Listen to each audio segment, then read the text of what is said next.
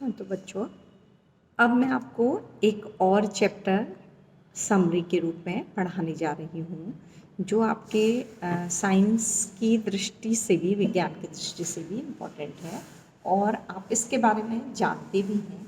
लेकिन ये हिंदी में हम पानी की बूंद का, रामचंद्र तिवारी हैं इस पाठ के लेखक।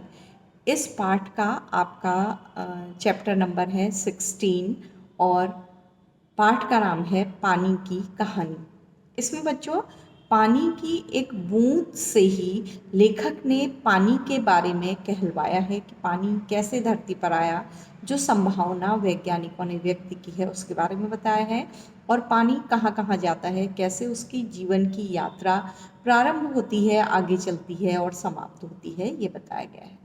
तो पानी की संपूर्ण कहानी को लेखक ने पानी की बूंद के माध्यम से ही कहा है। मतलब पानी की बूंद को इंसान की तरह बनाकर इस कहानी को प्रस्तुत किया है। मैंने आपको बताया है ऐसे में मानवीकरण अलंकार होता है। तो बच्चों, इस कहानी में जो मुख्य रूप से मैं थोड़ा सा परिचय आपको देती हूँ कि पानी का जन्म से लेकर पूरे जीवन चक्र का वर्णन इस पाठ में किया गया है कि पानी की बूंद हाइड्रोजन और ऑक्सीजन से मिलकर बनी है। H2O आप केमिस्ट्री में पढ़ते हैं बच्चों, हाइड्रोजन के 2 मॉलिक्यूल और ऑक्सीजन का 1 मॉलिक्यूल आपस में रासायनिक केमिकल प्रोसेस से क्या बन जाते हैं, पानी बन जाते हैं।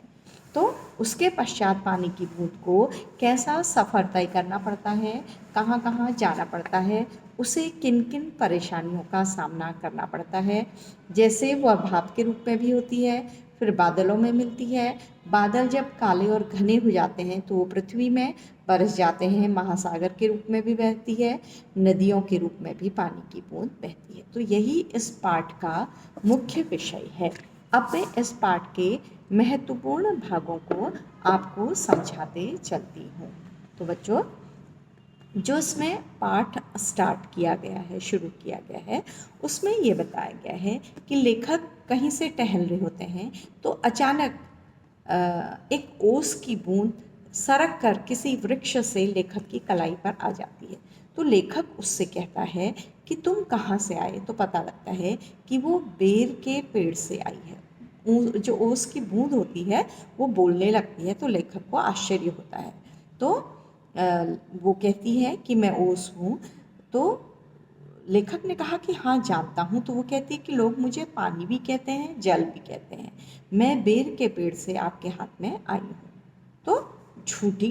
तो लेखक कहते हैं झूठ, क्या बेर के पेड़ पानी उत्पन्न करता है? बेर के पेड़ में क्या अंदर पानी होता है?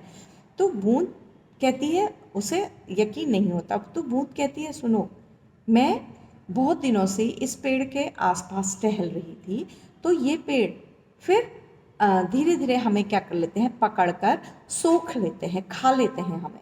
बहुत दुखी होते हुए कहती है, और अपनी जड़ों तक ले जाकर फिर कई दिनों तक हम अंधेरे में रहते हैं, और उसके बाद ये पेड़ हमें फिर से क्या कर देते हैं, बाहर छोड़ देते हैं।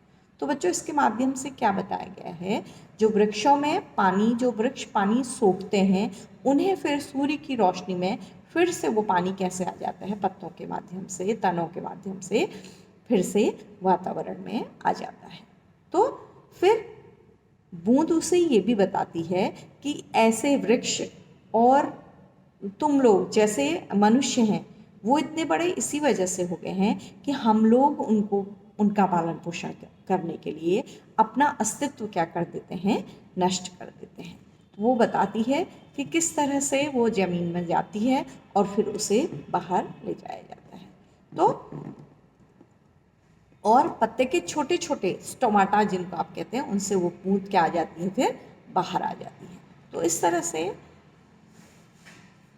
तो फिर कहती है कि भैया, मुझे पकड़ने के लिए तुम्हें धन्यवाद है। जब तक सूर्य न निकले मेरी रक्षा कर दो, मुझे फेंकना मत। और जैसे ही सूर्य निकलेगा तो वो मुझे क्या करेगा, अपने साथ उड़ा लेगा। फिर वो बूंद क्या बन जाएगी बच्चों, भाप बन जाएगी। एक तरह से पानी के चक्र को ही इस माध्यम से बताया गया है। तो वो बूंद से कहता है कि तुम कैसे बनी हो, तो वो उसके बारे में सुनना चाहता है। तो वो सुनाती है कि बहुत दिन हुए मेरे पुरखे हाइड्रोजन हाइड्रोजन और ओजन ऑक्सीजन नामक दो गैसें सूर्यमंडल में लपटों के रूप में विद्यमान थीं। ठीक है, तो बताता है कि पानी कैसे बना है। तो सूर्यमंडल अपने निश्चित मार्ग पर चक्कर काट रहा था। वे दिन थे जब हमारे ब्रह्मांड में उथल पुथल हो रही थी, अनेक ग्रह और उपग्रह बन रहे थे। बहुत पहले की बात है बच्चों। ठहरो, क्या तुम्हारे पुरखे अब सूर्यमंडल में नहीं हैं? मतलब अब हाइड्रोजन और ऑक्सीजन वहाँ पर नहीं है। तो वो कहती है हैं। उनके वंशज अपनी भयावह लपटों से अब भी उनका मुख उज्जवल किए हुए हैं। मतलब सूर्य में जो लपटें हैं, जो उज्ज्वलता है, जो रोशनी है, वो किसके कारण है? हाइड्रोजन और ऑक्सीजन के कारण ही है। तो मेरे पुरखे बड़ी प्रसन्नता से सूर्य के धरातल पर नाचते थे। एक दिन की बात है, दूर एक प्रचंड प्रकाश पिंड दिखाई पड़ा। उनकी आंखें चौधियाने लगी। यह पिंड बड़ी तेजी से सूर्य की ओर बढ़ रहा था। ज्यों-ज्यों पास आता जाता उसका आकार बढ़ता जाता था। यह सूर्य से लाखों गुना बड़ा था। उसकी महान आकर्षण शक्ति से हमारा सूर्य कांप उठा। ऐसा ज्ञात हुआ कि उस ग्रहराज से टकराकर हमारा सूर्य चूर्ण हो जाएगा, पर वैसा न हुआ। वह सूर्य से सहस्त्रों मील से ही घूम चला, परंतु उसकी भीषण आकर्षण शक्ति के कारण सूर्य का एक भाग टूटकर उसके पीछे चला। तो बच्चों, ये उस समय बताया गया है जिस समय विस्फोट से या जो विभिन्न प्रोसीजर होते हैं उनसे ग्रह उपग्रह पृथ्वी अपने अस्तित्व में आकार ले रहे थे। सूर्य कई टुकड़ों में टूट गया। उन्हीं में से एक टुकड़ा हमारी पृथ्वी है। तो हमारी पृथ्वी भी सूर्य से अलग हुआ टुकड़ा ही है। यह प्रारंभ में क्योंकि आग का गोला ही थी। हमारी पृथ्वी भी आग का एक गोला थी और धीरे धीरे क्या हुई? ठंडी हुई। तो वो पूछता है कि तो तुम पानी कैसे बनी, मुझे ये बताओ। तो वो कहती है मुझे ठीक से तो ज्ञात नहीं है, क्योंकि बच्चों पानी क्या कैसे आया, कुछ लोग कहते हैं दूसरे ग्रहों से आया, कुछ लोग कहते हैं कि पृथ्वी पर पानी पहले से ही विद्यमान था। कुछ साइंटिस्ट कहते हैं कि पहले पृथ्वी पर इससे भी अधिक पानी विद्यमान था। वो कहते हैं कि पृथ्वी नामक ग्रह धीरे धीरे ठंडा होते गया और ऑक्सीजन और हाइड्रोजन की रासायनिक क्रिया से, केमिकल रिएक्शन से मैं पैदा हुई और मेरे जो पुरखे थे हाइड्रोजन और ऑक्सीजन, उनका अस्तित्व क्या हो गया? पानी बनाने में समाप्त हो गया। तो उसने पूछा अभी भी वो विद्यमान है? हाँ, हाइड्रोजन और ऑक्सीजन अभी भी विद्यमान है, लेकिन जल ने कहा कि वो मेरे क्या हैं? पुरखे हैं। तो फिर उसने कहा कि उसके बाद जब पृथ्वी ठंडी हुई तो वो बर्फ़ के रूप में जम गई और बर्फ़ के रूप में जमने के पश्चात कई सालों तक पड़ी रही और धीरे धीरे जब वातावरण में थोड़ा ताप आया तो ये बर्फ़ भी अंदर अंदर भार से और तापमान से क्या होने लगी? पिघलने लगी। और फिर ये बूंद नदियों के रूप में और पर्वतीय झरनों के रूप में समुद्र की ओर गई। तो वो कहती है कि कई मास तक समुद्र में इधर उधर घूमती पड़ी और समुद्र का भाग मैंने जो देखा समुद्र के अंदर, उसका वर्णन मैं कर ही नहीं सकती। तो मुझे पहले लगता था कि समुद्र में केवल मैं हूँ, यानी कि पानी ही पानी है। लेकिन जब ये जाती है समुद्र में तो देखती है बच्चों, लिखती है कि समुद्र में दूसरे जीवों की भी चहल पहल है और नमक भरा है। समुद्र का यह नमक बूंद को बिल्कुल भी अच्छा नहीं लगा। बच्चों, एक कहानी है, इसके माध्यम से आपको बताया गया है कि पानी कहाँ कहाँ किस किस रूप में विद्यमान होता है। एक दिन लगा कि समुद्र में तो मैं बहुत घूम चुकी हूँ ऊपर ऊपर, अब मुझे नीचे जाकर देखना चाहिए। तो उन्हें समुद्र के अंदर क्या क्या देखा? रेंगने वाले घोंगे, जालीदार मछलियाँ, कछुए, बड़े बड़े हाथों वाली मछलियाँ। एक मछली ऐसी भी देखी जो मनुष्य से कई गुना लंबी होती है। उसके 8 हाथ थे। इन हाथों से वो अपने शिकार को जकड़ लेती, ऑक्टोपस। तो फिर समुद्र में अंधेरा था, बल लगाकर देखने के कारण मेरे नेत्र दिखने लगे। तो उसको लगा कि यहाँ समुद्री जीव कैसे देख लेते होंगे, क्योंकि समुद्र के अंदर क्या होता है? अंधेरा होता है। तो जब समुद्र के नीचे गहराइयों में पहुंची तो वहाँ जंगल भी थे, शैवाल के जंगल थे, विचित्र वृक्ष उगे हुए थे, गुफाएं थी। तो ये सब बूंद ने तो उस फिर वो कहती है कि मैं एक चट्टान के अंदर घुस गई और वहाँ धीरे धीरे हमारे जो भाई बहन थे वो क्या होने लगे, अलग अलग होने लगे। फिर हम सब ने सोचा कि हम पृथ्वी पर घूमेंगे। अब हम शोर मचाते हुए आगे बढ़े तो एक ऐसे चट्टान पर पहुंचे जहां ठोस वस्तु का नाम भी न था।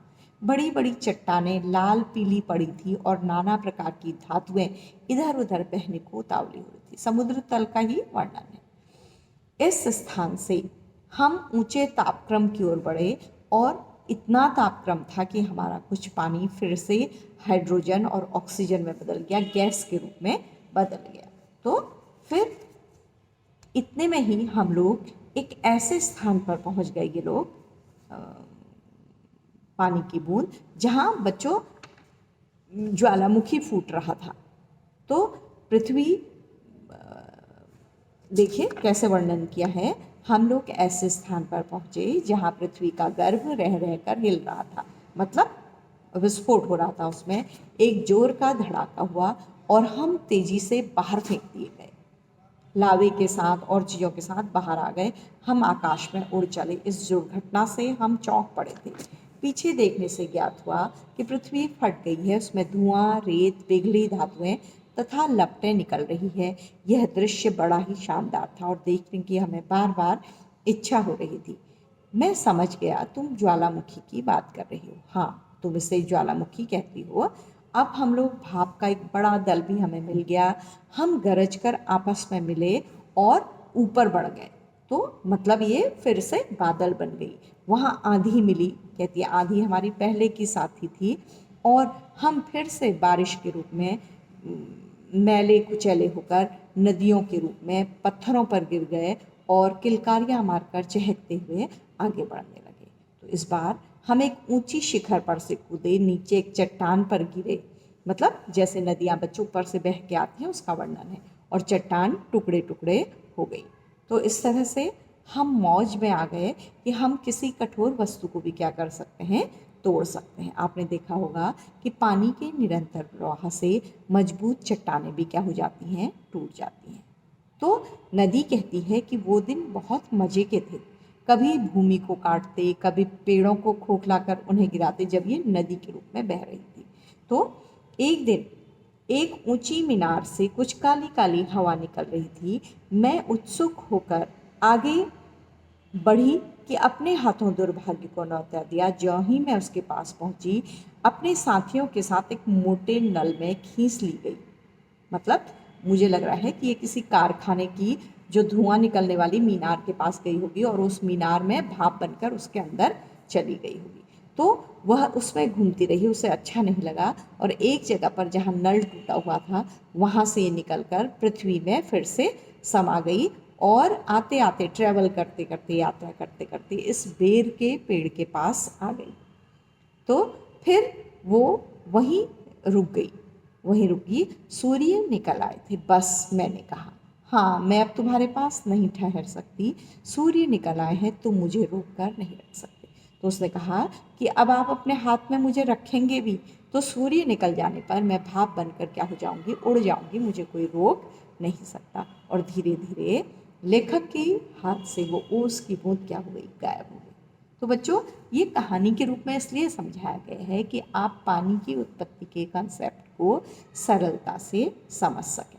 तो कितना रुचिकर पाठ है बच्चों ये।